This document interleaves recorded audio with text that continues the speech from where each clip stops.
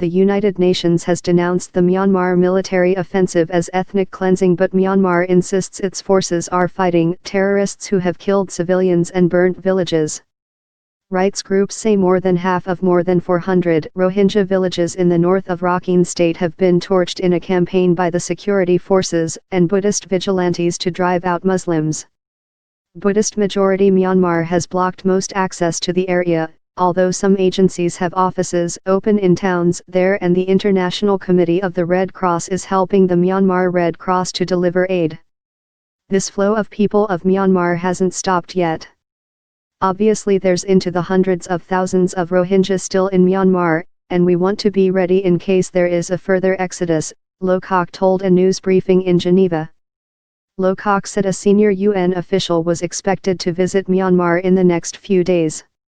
An estimated 2,000 Rohingya are arriving in Bangladesh every day, Joel Millman of the International Organization for Migration told a separate briefing.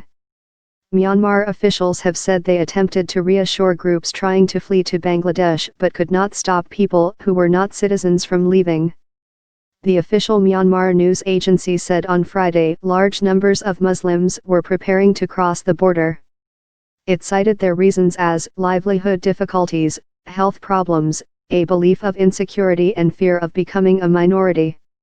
Rain-drenched camps aid agencies have warned of a malnutrition crisis, with about 281,000 people in Bangladesh in urgent need of food, including 145,000 children under 5 and more than 50,000 pregnant and breastfeeding women.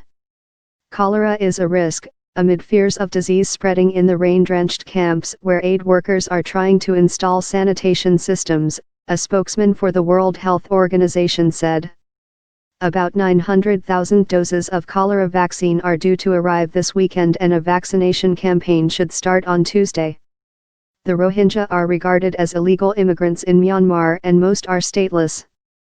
Myanmar leader Aung San Suu Kyi has faced criticism for not doing more to stop the violence, although a military-drafted constitution gives her no power over the security forces.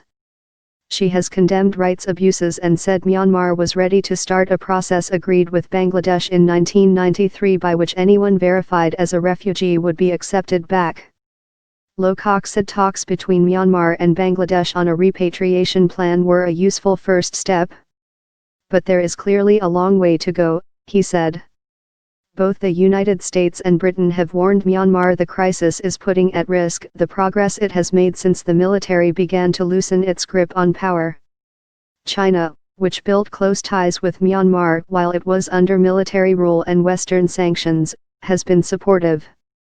In Washington, U.S. officials said sanctions and the withholding of aid were among the options available to press Myanmar to halt the violence, but they had to be careful to avoid worsening the crisis.